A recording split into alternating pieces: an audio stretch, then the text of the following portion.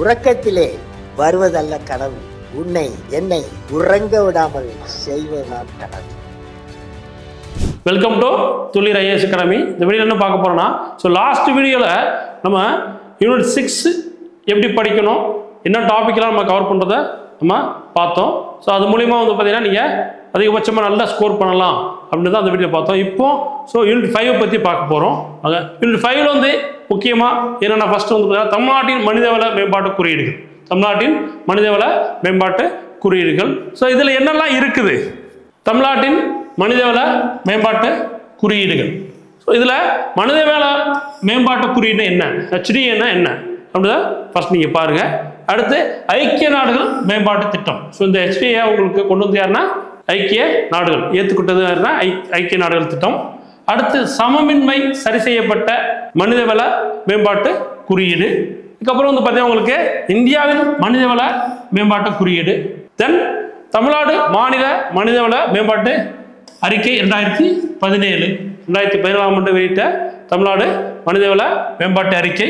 தென் அது கீழே என்ன உங்களுக்கு தமிழ்நாட்டின் மனிதவள மேம்பாட்டு குறியீடு, தமிழ்நாட்டில் பல்பரிமாண வறுமை குறியீடு, தமிழ்நாட்டின் குழந்தை மேம்பாட்டு குறியீடு, தமிழ்நாட்டின் உணவு பாதுகாப்பு குறியீடு, தமிழ்நாட்டின் பாலின சமமின்மை குறியீடு, தமிழ்நாட்டின் பாலின சமத்துவமின்மை குறியீடு.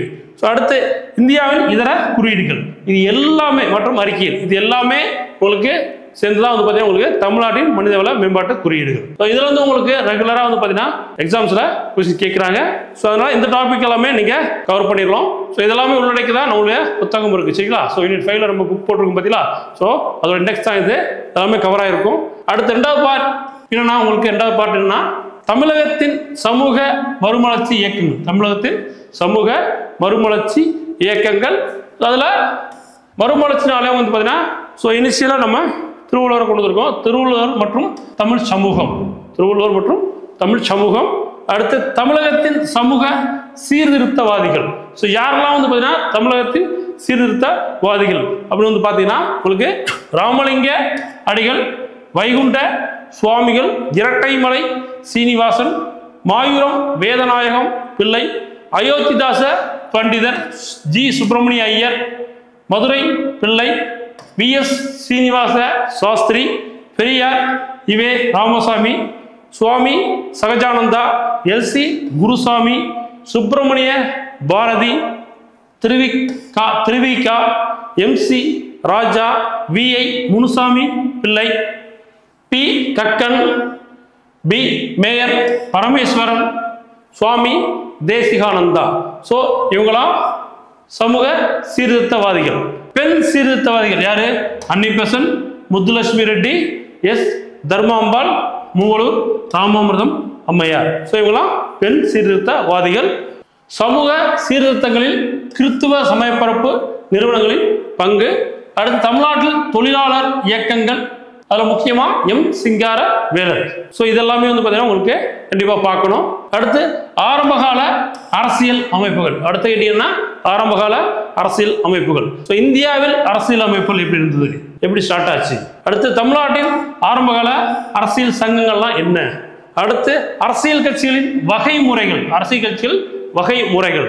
இந்தியாவில் பிராந்திய மற்றும் மாநில கட்சிகள், இந்தியாவில் பிராந்தியம் மற்றும் மாநில கட்சிகள். தமிழ்நாட்டில் மாநில அரசியல் கட்சிகள். ஸோ தமிழ்நாட்டில் மாநில அரசியல் கட்சிகள்.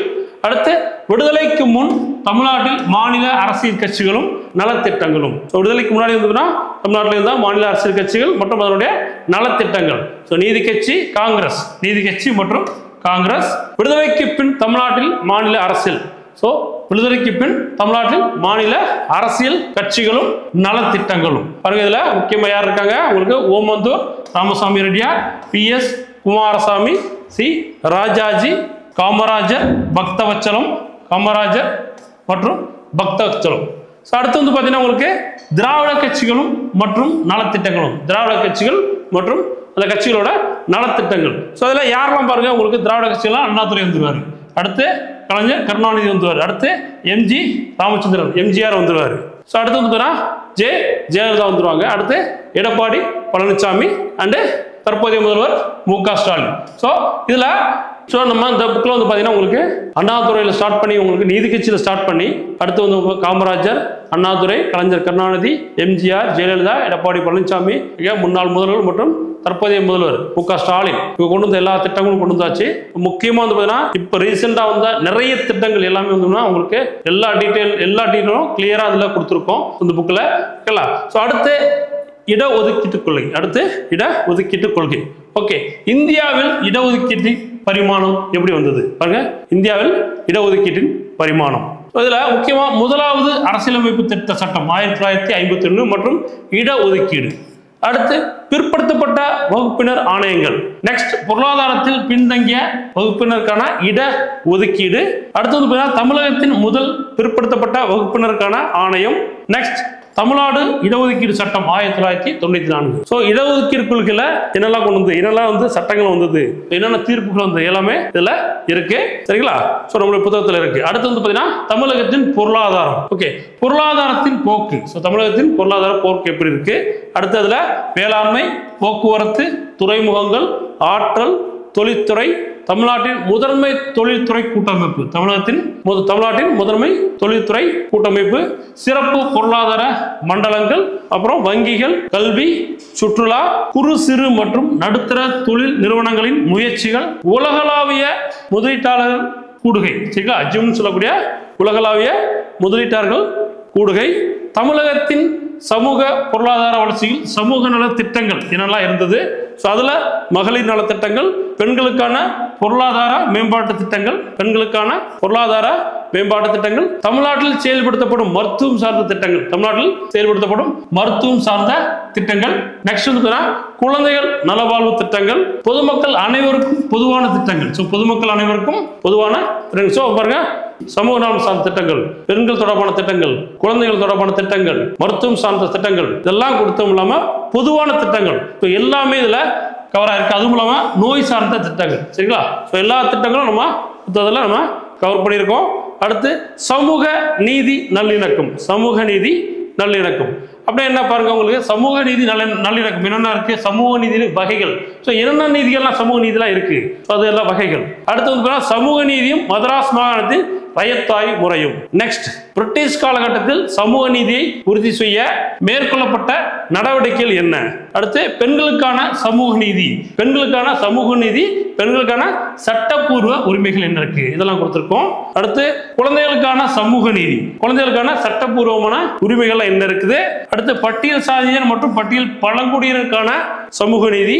ஸோ அதுவும் இல்லாமல் பாருங்க, பட்டியல் சாதியினர் மற்றும் பட்டியல் பழங்குடியினருக்கான அரசியல் அமைப்பு உரிமைகள், பட்டியல் சாதியினர் மற்றும் பட்டியல் பழங்குடியினருக்கான சட்ட உரிமைகள் இதெல்லாமே கொடுக்கப்பட்டுள்ளது. அடுத்து பிற்படுத்தப்பட்ட வகுப்பினருக்கான சமூக நீதி பாருங்க. அடுத்து சிறுபான்மையினருக்கான சமூக நீதி, மாற்றுத்திறனாளிக்கான சமூக நீதி, முதியவர்களுக்கான சமூக நீதி, போதை பழக்கத்தால் பாதிக்கப்பட்டவர்களுக்கான சமூக நீதி, குடிமக்களுக்கான சமூக நீதி, துப்புரவு தொழிலாளருக்கான சமூக நீதி. ஸோ இதெல்லாம் உள்ளடக்கிய சமூக நீதி எல்லாமே பார்த்தீங்கன்னா உங்களுக்கு நம்ம புத்தகத்தில் கொடுத்துருக்கோம்.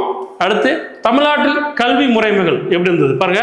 இந்தியாவில் கல்வி வளர்ச்சி, சுதந்திர இந்தியாவின் கல்வி வளர்ச்சி, கல்வி அறிவு விகிதத்தை அதிகரிக்க எடுக்கப்பட்ட நடவடிக்கைகள், புதிய கல்விக் கொள்கைகள்.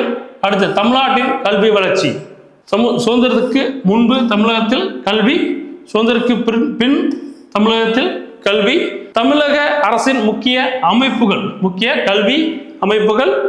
அடுத்த ஹெட்டிங் தமிழகத்தின் நலவாழ்வு முறைகள். ஸோ வந்து பார்த்தீங்கன்னா உங்களுக்கு எஜுகேஷன் உங்களுக்கு எப்படி ஸ்டார்ட் ஆச்சு, ஸோ இந்தியாவில் வந்து எஜுகேஷன் எப்படி இருந்தது, அதுக்கப்புறம் வந்து சுதந்திரத்துக்கு முன்னாடி எப்படி இருந்தது, சுதந்திரத்துக்கு அப்புறம் எப்படி இருந்து, தமிழ்நாட்டில் எப்படி இருக்கு, இப்போ கரண்ட்ல எப்படி இருக்கு. ஸோ எல்லாமே அதில் இருக்கு. அடுத்து வந்து பார்த்தீங்கன்னா உங்களுக்கு தமிழகத்தின் நலவாழ்வு முறைகள் பாருங்க.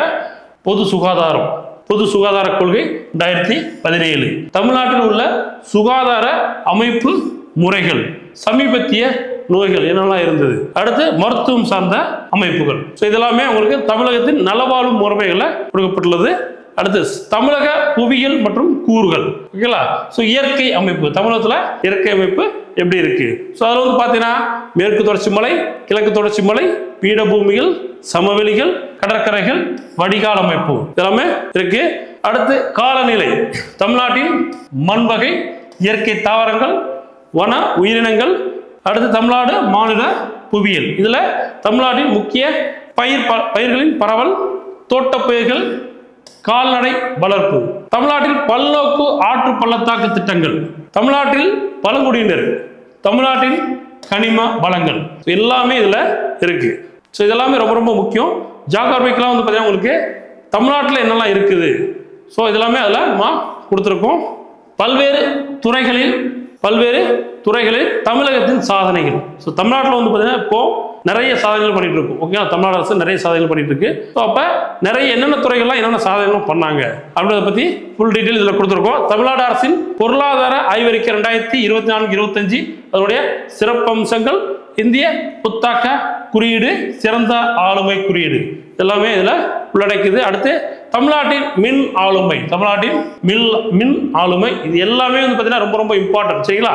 ஸோ மின் ஆளுமை, இந்தியாவில் மின் ஆளுமையின் பரிமாணங்கள், தேசிய மின் ஆளுமை கொள்கை 2006, கிராந்தி, இந்தியாவின் பல்வேறு மாநிலங்களில் கொண்டு வரப்பட்ட மின் ஆளுமை திட்டங்கள், பிற டிஜிட்டல் முன்முயற்சிகள், தமிழ்நாட்டின் மின் ஆளுமை, தமிழகத்தில் சேவைகள், தமிழ்நாடு அரசால் உருவாக்கப்பட்ட செயலிகள், எல்கார்டு தமிழ்நாடு மின்னணு நிறுவனம் மற்றும் மின் ஆளுமை இயக்குநரகம் மற்றும் தமிழ்நாடு மின் ஆளுமை முகமை, தமிழ்நாடு டிஜிட்டல் மாற்ற திட்டம், தமிழ்நாடு அரசு கேபிள் டிவி நிறுவனம், தமிழ்நாடு தகவல் மற்றும் தகவல் தொடர்பு தொழில்நுட்பவியல் நிறுவனம், மொபைல் செயலிகள்.